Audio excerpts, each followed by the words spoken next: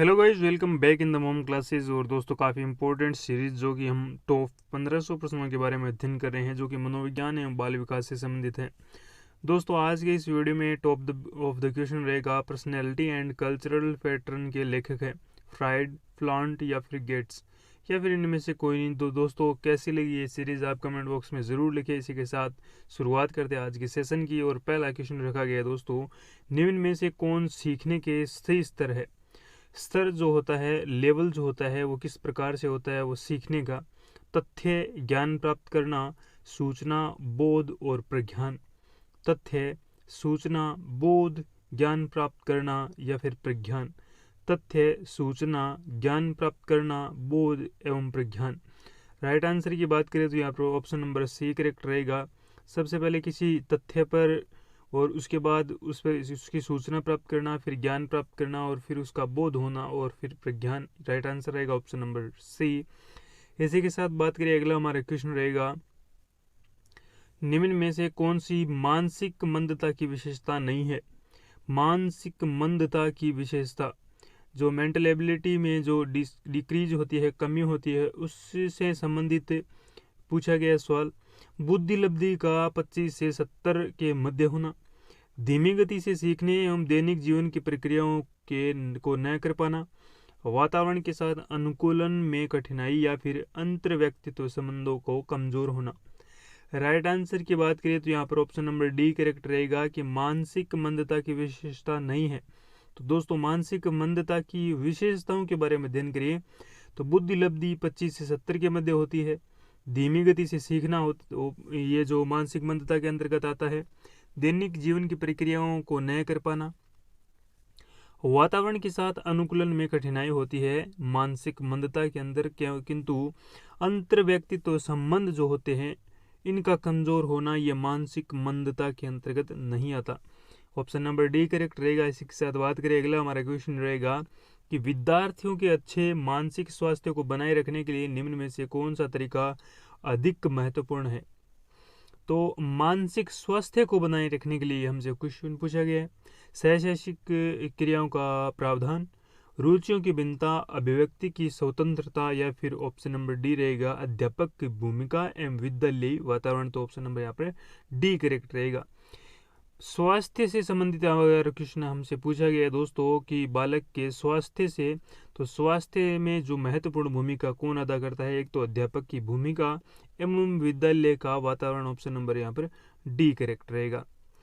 Next बात करते हैं, अगला हमारा क्वेश्चन रहेगा कि दोस्तों, कमजोर वर्ग के बालक से तात्पर्य है। कमजोर वर्ग के बालक से क्या तात्पर्य है। ऐसे अभिभावकों के बालक से जिनकी वार्षिक आय कम है, ऐसे अभिभावकों के बालक जो वंचित वर्ग में आते हैं, ऐसे अभिभावक के बालक जो गरीबी रेखा से नीचे की सीमा में आते हैं, या फिर ऐसे अभिभावक जो बालक से जो सरकार द्वारा निर्धारित न्यूनतम सीमा की वार्षिक सीमा से नीचे वर्ग में आते हैं। दोस्तों, हमसे ये क्वेश्चन पूछा गया है, कमजोर वर्ग के बालक से क्या तात्पर्य है। तो ऑप्शन नंबर यहाँ पर रहेगा दोस्तों, वो रहेगा डी करेक्ट। ऐसे अभिभावक जो होते हैं के बालक से जो सरकार द्वारा निर्धारित न्यूनतम सीमा की वार्षिक आय, जैसे अभी न्यूनतम सीमा की वार्षिक आय 2.5 लाख रुपए रखी गई है राजस्थान के अंतर्गत, तो उससे कम जो होती है इस वर्ग के जो बालक होते हैं वो न्यूनतम वर्ग या फिर कमजोर वर्ग में माने जाते हैं, जिन्हें आर्थिक रूप से गवर्नमेंट सहायता करती है। तो ऑप्शन नंबर यहाँ पर डी करेक्ट रहेगा। नेक्स्ट बात करते हैं अगले हमारे क्वेश्चन पर कि कोलर निम्न में से किससे संबंधित है। कोलर पूछा गया अभिप्रेरणा के सिद्धांत से, विकास के सिद्धांत से, व्यक्तित्व के सिद्धांत से, अधिगम के सिद्धांत से। तो ऑप्शन नंबर यहाँ पर दोस्तों डी करेक्ट रहेगा कि अधिगम का जो सिद्धांत है ये कोलर द्वारा दिया गया। ऑप्शन नंबर डी करेक्ट रहेगा। अगला हमारा क्वेश्चन है कि निम्न में से कौन सी सामाजिक रूप से वंचित की समस्या नहीं है। सामाजिक रूप से वंचित की समस्या, सीखने के लिए प्रेरणा का अभाव, क्या ये समाज से वंचित का समस्या नहीं है। सृजनशीलता को पोषित होने वाले अवसर नहीं मिलना, रहने के लिए स्वस्थ परिवेश, या फिर ऑप्शन नंबर डी रहेगा विद्यालय में पक्षातपूर्ण वातावरण का सामना करना। तो ऑप्शन नंबर यहाँ पर सी करेक्ट रहेगा कि सामाजिक रूप से वंचित समस्या नहीं है, तो रहने के लिए स्वस्थ परिवेश जो होता है ये समाज से नहीं जुड़ा होता है। अभी तो इसमें अपने परिवार या फिर अपने जो संबंधी होते हैं, माता पिता होते हैं, उनका जुड़ाव बेहतर रहता है, क्योंकि स्वस्थ परिवेश से हमारा क्वेश्चन है कि अगर हमारे माता पिता अपने घर परिवार को स्वस्थ रखेंगे तो हमारा परिवेश भली भांति स्वस्थ होगा। नेक्स्ट बात करते हैं अगले हमारा क्वेश्चन कि किसने अपने जीवन काल के दौरान व्यक्तियों के नैतिक विकास के चरणों को स्पष्ट किया? पियाजे, कोलबर्ग, वाइगोत्स्की या फिर वेबर? दोस्तों राइट आंसर रहेगा कोलबर्ग। अपने जीवन काल के दौरान व्यक्तियों के नैतिक विकास के चरणों को स्पष्ट किया है, तो ये Kohlberg option number B correct रहेगा। नेक्स्ट बात करते हैं अगला हमारा क्वेश्चन है कि निम्न में से कौन सा वायु वर्ग जो बचपन श्रेणी के बाद में आता है? आयु वर्ग पूछा गया दोस्तों, ये वायु वर्ग नहीं है, आयु वर्ग है। आयु वर्ग जो बचपन श्रेणी के बाद आता है 18 से 24 साल, जन्म से 6 साल, या फिर ऑप्शन नंबर रहेगा 6 से 11 साल, या फिर बात करें दोस्तों 11 से 18 साल, या फिर यहाँ पर ऑप्शन नंबर सी करेक्ट रहेगा। ऑप्शन नंबर सी जो कि किससे संबंधित है दोस्तों? बचपन श्रेणी के बाद आता है, तो बचपन श्रेणी के बाद 6 से 11 साल के जो आयु वर्ग है इसे बचपन श्रेणी के बाद आने वाला आयु वर्ग कहा जाता है। अगला हमारा क्वेश्चन रहेगा कि कक्षा में अनुशासन बनाए रखने के लिए सर्वाधिक प्रभावशाली उपाय क्या है? अनुशासीन छात्रों को कक्षा से बाहर निकाल दे, अनुशासनहीन छात्रों को बिल्कुल नहीं, शिक्षण को रोचक तथा व्यावहारिक बनाए, ये अनुशासन से संबंधित नहीं हो सकता, छात्रों को अभिभावकों को सूचित करे, ये भी नहीं करे, अनुशासनहीन छात्रों को विशिष्ट सुविधाएं प्रदान करें। अरे रे, अनुशासनहीन छात्रों को विशिष्ट सुविधाएं मिलेंगी तो वो और ज्यादा अनुशासनहीन हो जाएगी। यहाँ पर दोस्तों राइट आंसर की बात करें तो ऑप्शन नंबर बी करेक्ट रहेगा कि शिक्षण जो होता है, जो शिक्षक शिक्षार्थियों को सिखाता है उसको रोचक बनाए ताकि और व्यवहारिक बनाए, तो किसी प्रकार का कोई भी छात्र अनुशासनहीन नहीं होगा, वो अपने आप अपनी जगह पर भली भांति अपना कार्य करेंगे। मूल्यांकन का उद्देश्य है बच्चों को उत्तीर्ण अनुत्तीर्ण घोषित करना। ये मूल्यांकन यानी जो पेपर होता है, जो टेस्ट होता है उसे मूल्यांकन कहा जाता है दोस्तों। बच्चा क्या सीखा है जानना, ये हो सकता है। बच्चे के सीखने में आई कठिनाइयों को जानना, ये भी सही है, लेकिन यहाँ पर सभी पॉइंटों को देखें तो वो राइट रहेंगे, क्योंकि बच्चों को उत्तीर्ण एवं अनुत्तीर्ण घोषित किसके द्वारा किया जाता है? मूल्यांकन के द्वारा। ऑप्शन नंबर यहाँ पर डी करेक्ट रहेगा। अध्यापन के समय अध्यापक को निम्नलिखित में से किस पर सर्वाधिक ध्यान देना चाहिए? विषय वस्तु, विद्यार्थियों की आयु, व्यक्तिगत भिन्नता, विद्यार्थियों की पारिवारिक पृष्ठभूमि। तो दोस्तों यहाँ पर विषय वस्तु पर ध्यान देना चाहिए, ऑप्शन नंबर यहाँ पर ए करेक्ट रहेगा। व्यक्तिगत भिन्नता पर ध्यान देना चाहिए, ऑप्शन नंबर सी करेक्ट रहेगा। ये गलती से मैंने ए कर दिया है, गलतियां सभी से होते हैं, गलतियां किससे नहीं होती? गलतियां, इंसान गलतियों का पुतला है। वर्तमान स्कीमा में कुछ ग्रहण करने का कार्य करता है। आत्मसातीकरण, समायोजन, स्कीम, अवस्था। राइट आंसर की बात करें तो यहाँ पर राइट आंसर रहेगा आत्मसातीकरण वर्तमान स्कीमा में कुछ ग्रहण करने का कार्य करती है, ऑप्शन नंबर ए करेक्ट रहेगा। बच्चों के बौद्धिक विकास के 4 अलग चरणों को निम्न में से किसके द्वारा पहचाना गया? स्किनर, पियाजे, कोलबर्ग या फिर एरिक्सन? तो वो दोस्तों पियाजे जो है इनके द्वारा बच्चों के बौद्धिक विकास के 4 जो चरण होते हैं उनको पहचाना गया, ऑप्शन नंबर बी करेक्ट। अधिगम का क्रिया प्रस्तुत अनुबंधन सिद्धांत द्वारा दिया गया, तो क्रिया प्रस्तुत सिद्धांत किसके द्वारा? पावलोव, स्किनर, टॉलमैन, या फिर ऑप्शन नंबर डी रहेगा थॉर्नडाइक। तो स्किनर के द्वारा क्रिया प्रस्तुत अनुबंधन जो सिद्धांत है वो दिया गया, ऑप्शन नंबर यहाँ पर रहेगा बी नंबर राइट। मानसिक स्वास्थ्य और अभिवृद्धि में घनिष्ठ संबंध, स्वीकार्यता में घनिष्ठ संबंध, बचने में घनिष्ठ संबंध, या फिर समायोजन में घनिष्ठ संबंध। राइट आंसर की बात करें दोस्तों, मानसिक स्वास्थ्य और समायोजन जो होता है इनमें घनिष्ठ संबंध रहता है, ऑप्शन नंबर डी करेक्ट रहेगा। किसी दूसरी वस्तु की अपेक्षा एक वस्तु पर चेतना का केंद्रीकरण अवधान है। यह कथन है डमविल का, रोस का। क्या कथन है? एक दूसरी वस्तु की अपेक्षा एक वस्तु पर, किसी दूसरी वस्तु की अपेक्षा एक वस्तु पर चेतना का केंद्रीकरण अवधान है। यह कथन डमविल, रॉस, मन या फिर मैकडूगल। राइट आंसर की बात करें तो ये क्वेश्चन रहेगा ए नंबर के साथ राइट। किसी दूसरी वस्तु की अपेक्षा एक वस्तु पर चेतना का केंद्रीकरण अवधान डमविल का कथन है। हार्वर्ड गार्डनर का बहुबुद्धि सिद्धांत सुझाता है कि हर बच्चे को प्रत्येक विषय 8 भिन्न तरीकों से पढ़ाया जाना चाहिए ताकि सभी बुद्धियां विकसित हो। बुद्धि को केवल बुद्धिलब्धि परीक्षा से ही निर्धारित किया जा सकता है। शिक्षकों को चाहिए कि विषय वस्तु को वैकल्पिक विधियों से पढ़ाने के लिए बहुविधीय विधियों को रूपरेखा की तरह ग्रहण करें। क्षमता भाग्य है और एक अवधि के भीतर नहीं बदलती। राइट आंसर की बात करें तो यहाँ पर दोस्तों राइट आंसर रहेगा वो रहेगा ऑप्शन नंबर सी के साथ। और काफी इंपॉर्टेंट, हार्वर्ड गार्डनर का जो बहुबुद्धि सिद्धांत है वो ये सुझाता है कि शिक्षक को चाहिए कि विषय वस्तु का वैकल्पिक विधियों से पढ़ाने के लिए बहुबुद्धीय को रूपरेखा की तरह ग्रहण करे। जो पढ़ाने की बहुबुद्धीय सिद्धांत है जो गार्डनर ने दिया है, इनके सिद्धांत को फॉलो करें। अधिगम की निर्योग्यता का कारण हो सकता है सांस्कृतिक भिन्नता, साथियों द्वारा प्रदर्शित उदासीनता, शिक्षक की अभिक्षमता या फिर इनमें से कोई नहीं। ऑप्शन नंबर बी करेक्ट है। अधिगम निर्योग्यता का कारण हो सकता है साथियों द्वारा प्रदर्शित उदासीन। इसी के साथ बात करें, अगला हमारा क्वेश्चन है कि विशेष रूप से जरूरतमंद बच्चों को शिक्षा का प्रबंध होना चाहिए।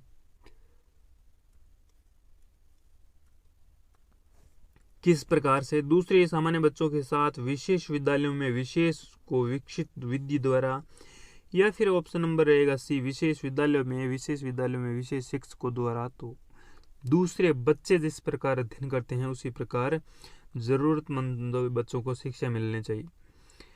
अगला हमारा क्वेश्चन रहेगा कि निम्नलिखित में से कौन सा एक बुद्धिमान युवा बच्चे का संकेत नहीं है दोस्तों। वह बच्चा जो एक अमूर्त ढंग से सोचता है, वह बच्चा जो अपने आप को एक नए माहौल में समायोजित करता है, वह बच्चा जिसे निबंध रटने की क्षमता है, लंबे निबंध रटने की क्षमता है, वह बच्चा जो धारा प्रवाह और उचित रूप से संवाद करने की क्षमता है। तो right answer option number C के साथ जाएगा कि बुद्धिमान युवा का संकेत नहीं है। तो ये संकेत नहीं है दोस्तों कि वे लंबे निबंध रटने की क्षमता रखता है। अन्य जो भी पॉइंट दे रखे हैं वो एक बुद्धिमान युवा से संबंधित है। कौन सी जगह जहां बच्चों को संज्ञानात्मक विकास को अच्छी तरह से परिभाषित किया जा सकता है? सभागार में, घर में, खेल मैदान में, विद्यालय और कक्षा के वातावरण में। ऑप्शन नंबर यहाँ पर डी करेक्ट रहेगा। विद्यालय और कक्षा के वातावरण में एक बच्चे के जो मानसिक विकास होता है, जो संज्ञानात्मक विकास होता है, उसे अच्छी तरह से परिभाषित किया जा सकता है। निम्न में से क्या मानव विकास की एक विशेषता है? इसकी प्रगति गुणात्मक है, इसकी प्रगति मात्रात्मक है, इसकी प्रगति मात्रात्मक और गुणात्मक है, ये अथाह है। तो दोस्तों यहाँ पर राइट आंसर रहेगा ऑप्शन नंबर सी, इसकी प्रगति मात्रात्मक एवं गुणात्मक है। पहले मात्रात्मक आएगा उसके बाद गुणात्मक आएगा, तो ऑप्शन नंबर सी करेक्ट रहेगा। समस्या के अर्थ को जानने की योग्यता वातावरण में दोषों, कमियों और रिक्तियों के प्रति सजगता की विशेषता प्रतिभाशाली बालकों की होती है, सामान्य बालकों की होती है, सृजनशील बालकों की होती है, या फिर इनमें से कोई नहीं। तो दोस्तों राइट आंसर रहेगा ऑप्शन नंबर सी, सृजनशील जो बालक होते हैं उनको समस्या का अर्थ जानने की योग्यता, वातावरण में दोषों की कमियों और रिक्तियों की प्रति सजगता विशेषता है। तो ये सृजनशील बालकों की विशेषता है। विशेष आवश्यकता वाले बच्चों को पढ़ाने के लिए निम्नलिखित में से कौन सी व्यूह रचना सबसे अधिक उपयुक्त है? अधिकतम बच्चों को सम्मिलित करते हुए कक्षा में चर्चा निर्देशन, विद्यालयों में सम्मिलित करते हुए अध्यापकों द्वारा निर्देशन, या फिर ऑप्शन नंबर सी रहेगा सहकारी अधिगम तथा पीयर ट्यूरिंग सहपाठियों द्वारा अनुसरण या फिर अध्यापन के लिए योग्यता आधारित समूहीकरण। यहाँ पर दोस्तों right answer option number C के साथ जाएगा कि बच्चों को पढ़ने के लिए निम्नलिखित में से कौन सी व्यूहरचना सबसे अधिक उपयुक्त है बच्चों को पढ़ाने के लिए। तो दोस्तों यहाँ पर right answer option number C सहकारी अधिगम तथा पीयर ट्यूरिंग जो होता है सहपाठियों द्वारा अनुसरण, ये काफ़ी इंपॉर्टेंट रहता है। अगला हमारा क्वेश्चन है कि एक कॉलेज में जाने वाली लड़की ने फर्श पर कोट फेंकने की आदत डाल ली। लड़की की मां ने उससे कहा कि कमरे से बाहर जाओ तो कोट को खूंटी पर टांगो। लड़की अगली बार घर में प्रवेश करती है, कोट को हाथों में रखकर अलमारी की तरफ जाकर कोट को खूंटी पर टांग देती है। यह उदाहरण है श्रृंखलागत अधिगम का, उद्दीपन अनुक्रिया अधिगम का, प्रत्यय अधिगम का, या फिर उपयुक्त सभी। राइट आंसर की बात करें तो ये रहेगा श्रृंखलागत जो अधिगम होता है इसका एक उदाहरण रहेगा। नेक्स्ट बात करते हैं, अगला हमारा क्वेश्चन है कि विद्यालय में क्षेत्र में रचनात्मक निर्धारकों को जानने के लिए इनमें से कौन सा उपागम नहीं है। वार्तालाप कौशल, बहुविकल्पीय प्रश्न, प्रयोजन कार्य, मौखिक प्रश्न। राइट आंसर की बात करें तो बहुविकल्पिक प्रश्न। विद्यालय क्षेत्र में रचनात्मक निर्धारकों को जानने के लिए बहुविकल्पिक प्रश्न ये उपागम नहीं है। नैदानिक परीक्षा में मुख्य उद्देश्य है कक्षा में प्रदर्शन के दौरान सामान्यतः कमजोर क्षेत्र में चिन्हित करना, उपचारात्मक कार्यों के विशेष प्रकृति आवश्यकता, या फिर अकादमिक कठिनाइयों के कारणों का पता लगाना। तो right answer option number C जाएगा। अकादमिक जो अकेडमी होती है उसकी कठिनाइयों को दूर करना नैदानिक परीक्षा का मुख्य उद्देश्य होता है। निदान करना तो क्या किस चीज़ का निदान करना, तो वो एकेडमिक जिसे हम अकादमी कहते हैं उसकी कठिनाइयों का दूर करना। अधिगम नियोग्यता का लक्षण है भागने की प्रवृत्ति होना, अशांत, ऊर्जावान और विध्वंस होना, अवधान संबंधित बाधा या विकार, अभिप्रेरणा का अभाव। राइट आंसर की बात करें तो ऑप्शन नंबर सी करेक्ट रहेगा। अधिगम नियोग्यता का लक्षण है कि अवधान संबंधित बाधा एवं विकार। अधिगम को प्रभावित करने वाले व्यक्तिगत कारक है संचार के साधन, समवयस्क समूह है, अध्यापक, या फिर परिपक्वता एवं आयु। तो परिपक्वता एवं आयु है ये अधिगम को प्रभावित करने वाले व्यक्तिगत कारक रहेंगे दोस्तों। नेक्स्ट बात करते हैं दोस्तों कि एक विकलांग बच्चा पहली बार विद्यालय आता है तो शिक्षक को क्या करना चाहिए। उसकी विकलांगता के अनुसार उसे एक विशेष स्कूल में भेज देना चाहिए, अन्य छात्रों से दूर रखना चाहिए, सहयोगी योजना विकसित करने के लिए बच्चों के माता पिता के साथ चर्चा करनी चाहिए, ये भी नहीं है। ऑप्शन नंबर सी की बात करें प्रवेश परीक्षा का संचालन करना चाहिए। तो राइट आंसर की बात करें तो सहयोगी योजना विकसित करने के लिए बच्चों के माता पिता के साथ चर्चा करनी चाहिए। तो ऑप्शन नंबर सी करेक्ट रहेगा। कक्षा शिक्षण के समय गतिविधि का मुख्य उद्देश्य है। राइट आंसर की बात करें तो शिक्षण पर काम बोझ कम करना, बच्चों को अधिगम से संबंधित भाग ज्यादा लेने के लिए प्रेरित करना, अवधारणा को प्रभावी ढंग से स्पष्ट करना, या फिर छात्रों को स्पष्ट स्वतंत्रता प्रदान करना। तो ऑप्शन नंबर बी करेक्ट रहेगा कि बच्चों को अधिगम से सबसे ज्यादा भाग लेने के लिए प्रेरित करना। इसी के साथ बात करें अगला हमारा क्वेश्चन है कि आवश्यकता का पदा अनुक्रम सिद्धांत द्वारा प्रतिपादित किया गया। तो आवश्यकता का पदा अनुक्रम सिद्धांत Watson, Maslow, Kohler, Pavlov. Right answer की बात करें तो यहाँ पर दोस्तों राइट आंसर जाएगा मैस्लो के साथ। आवश्यकता का पदा अनुक्रम सिद्धांत है ये मैस्लो द्वारा दिया गया। ऑप्शन नंबर बी करेक्ट रहेगा। औसत बुद्धि वाले बालकों की बुद्धि लब्धि 20 होगी। तो औसत 50 से 60, 70 से 80, 90 से 100, 100 से 110, 130। राइट आंसर की बात करें तो 90 से 100 के मध्य की जो बुद्धि लब्धि होती है ये सामान्य बालकों की औसत बुद्धि रहती है।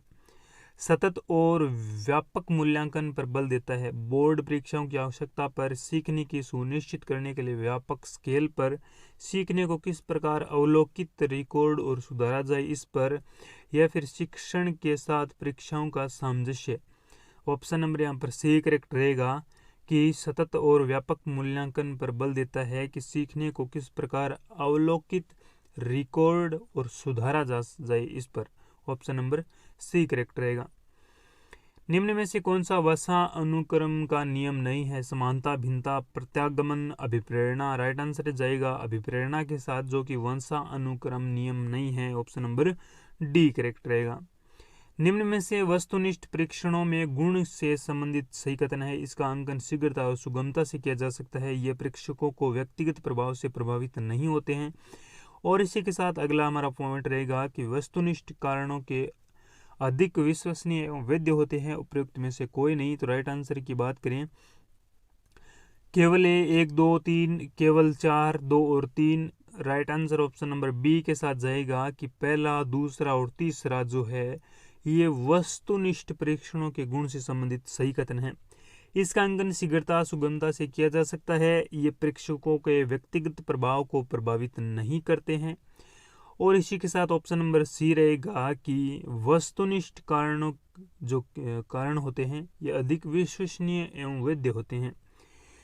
अगला हमारा क्वेश्चन है कि तनाव को कम करने के अप्रत्यक्ष ढंग कहलाते हैं। समस्या समाधान विधि, रक्षणात्मक यांत्रिकता, व्यक्तिगत विधि, या फिर इनमें से कोई नहीं। तो ये ऑप्शन नंबर जाएगा बी के साथ करेक्ट आंसर। तनाव जो टेंशन होती है उसको कम करने के अप्रत्यक्ष ढंग को रक्षात्मक यांत्रिकता कहा जाता है दोस्तों। इसी के साथ बात करें, बाल मनोविज्ञान का केंद्र बिंदु है अच्छा शिक्षक, बालक, शिक्षण प्रक्रिया, विद्यालय। तो बालक जो है बाल मनोविज्ञान का केंद्र बिंदु है। निम्नलिखित में से कौन सा अधिगम का आंकलन को उजागर करता है? शिक्षण को किसी विद्यार्थी के निष्पादन, अंकन और दूसरों के निष्पादन की तुलना में कारणता, शिक्षक विद्यार्थियों की चिंतन प्रक्रियाओं पर ध्यान देने के अलावा उनकी अवधारणा समूह का भी आंकलन करना, या फिर ऑप्शन नंबर सी की बात करें तो शिक्षक मानकों के उत्तरों में विद्यार्थियों के उत्तरों की तुलना करने के उनका आंकलन करना, शिक्षक पाठ्य पुस्तकों में दी गई जानकारी के आधार पर विद्यार्थियों को आंकलन करना। तो ऑप्शन नंबर यहाँ पर बी के साथ करेक्ट जाएगा कि अधिगम के आंकलन को उजागर करता है कि शिक्षक विद्यार्थियों की चिंतन प्रक्रियाओं पर ध्यान देने के अलावा उसकी अवधारणात्मक समूह का भी आंकलन करता है। नेक्स्ट आज का 40 नंबर क्वेश्चन रहेगा कि शिक्षक व्यवहार सिद्धांत प्रतिपादन किसने किया? एस के Mishra, S Mathur, D G Ryan, या फिर तिवारी। राइट आंसर की बात करें तो डी जी रायन का ये सिद्धांत है शिक्षक व्यवहार का सिद्धांत। ऑप्शन नंबर सी के साथ करेक्ट जाएगा। वीडियो अगर पसंद आ रहा है तो वीडियो को लाइक करें, और इस प्रकार के वीडियो अभी तक आपने नहीं देखे हैं तो वो वीडियो आप जरूर देखें। संज्ञानात्मक अधिगम प्रणालियों में सबसे महत्वपूर्ण है अन्वेषण द्वारा, जांच पड़ताल द्वारा, शिक्षण योजना द्वारा, इनमें से कोई नहीं। राइट आंसर रहेगा अन्वेषण के द्वारा। संज्ञानात्मक अधिगम प्रणाली में सबसे महत्वपूर्ण है अन्वेषण द्वारा। A mind that found itself किसकी आत्मकथा है? A mind that found itself, Adolf Meyer, Peters, Clifford Beers से, या फिर इनमें से कोई नहीं। तो राइट आंसर क्लिफोर्ड बियर्स के साथ जाएगा ऑप्शन नंबर सी, जो इनकी प्रसिद्ध पुस्तक है। मानसिक स्वास्थ्य संपूर्ण व्यक्तित्व सामंजस्य पूर्ण कृत्य, यह कथन किसका है? क्लिफोर्ड बियर्स से, एडोल्फ मेयर, हेडफील्ड, या फिर Peter Saul. Right answer Hadfield के साथ जाएगा। हेडफील्ड का यह कथन है कि मानसिक स्वास्थ्य संपूर्ण व्यक्तित्व सामंजस्य पूर्ण कृत्य है। इसी के साथ इच्छाओं, कामनाओं और लक्ष्य की भावना प्राय व्यक्ति को लेकर जाती है दबाव की ओर, भिन्नता की ओर, पलायन की ओर, इनमें से कोई नहीं। राइट आंसर की बात करें तो ऑप्शन नंबर यहाँ पर दबाव की ओर लेके जाती है। क्या? इच्छा, कामना और लक्ष्य की भावना। ऑप्शन नंबर ए करेक्ट रहेगा। नेक्स्ट बात करते हैं कि मानसिक स्वास्थ्य के विज्ञान को मानसिक स्वास्थ्य का संरक्षक तथा मानसिक रोगों के बचाव करने के लिए किसने बताया? क्लिफोर्ड बियर से, Adolf Meyer, Hadfield, Peter Saul. Right answer Hadfield के साथ जाएगा कि मानसिक स्वास्थ्य विज्ञान को मानसिक स्वास्थ्य का संरक्षक तथा मानसिक रोगों को बचाव करने के लिए बताया, ये हेडफील्ड ने बताया। अगला हमारा क्वेश्चन है कि पागलपन को तकनीकी रूप में कहा जाता है मनोविक्षिप्ति, कुसमायोजन, मनस्ताप, या फिर व्यक्तिगत विचलन, तो इसे दोस्तों पागलपन जो होता है इसको तकनीकी रूप से कहा जाता है मनस्ताप। पर्सनैलिटी एंड कल्चरल पैटर्न के लेखक है फ्राइड, प्लांट, गेट्स, इनमें से कोई नहीं। पर्सनैलिटी एंड कल्चरल पैटर्न के जो लेखक है वो ऑप्शन नंबर बी के साथ जाएगा, प्लांट है। विश्व मानसिक स्वास्थ्य संघ की स्थापना कब हुई? वर्ल्ड हेल्थ ऑर्गेनाइजेशन, जिसे हम WHO कहते हैं, इसकी स्थापना कब हुई? 1915, 1930, 1920, 1944। राइट आंसर की बात करें तो यहाँ पर राइट आंसर 1930 के साथ जाएगा। WHO वर्ल्ड हेल्थ ऑर्गेनाइजेशन जो संघ है इसकी स्थापना 1930 में हुई। अभिक्रमित अनुदेशन हेतु सर्वप्रथम प्रयास किसने किया? स्किनर, ब्लूम, सिडनी पेपर से, गेने। राइट आंसर ऑप्शन नंबर सिडनी पेरसे के साथ जाएगा। सिडनी पेरसे के द्वारा अभिक्रमित अनुदेशन हेतु सर्वप्रथम प्रयास किया गया। आज का अंतिम सवाल, वीडियो कैसा लगा कमेंट बॉक्स में जरूर लिखिए। वीडियो अगर पसंद आ रहा है तो हमें कमेंट बॉक्स में लिखकर हमें प्रोत्साहित करें। विकास के लिए निम्नलिखित में से कौन सा एक उचित है? विकास जन्म के साथ प्रारंभ होता है और समाप्त होता है। सामाजिक सांस्कृतिक संदर्भ में विकास एक महत्वपूर्ण भूमिका निर्वाह करता है। विकास एक आयामी है। इसी के साथ ऑप्शन नंबर डी, विकास एक पृथक होता है। यहाँ पर दोस्तों राइट आंसर इसके साथ बात करें तो वो मिलेगा आपको नेक्स्ट वीडियो में।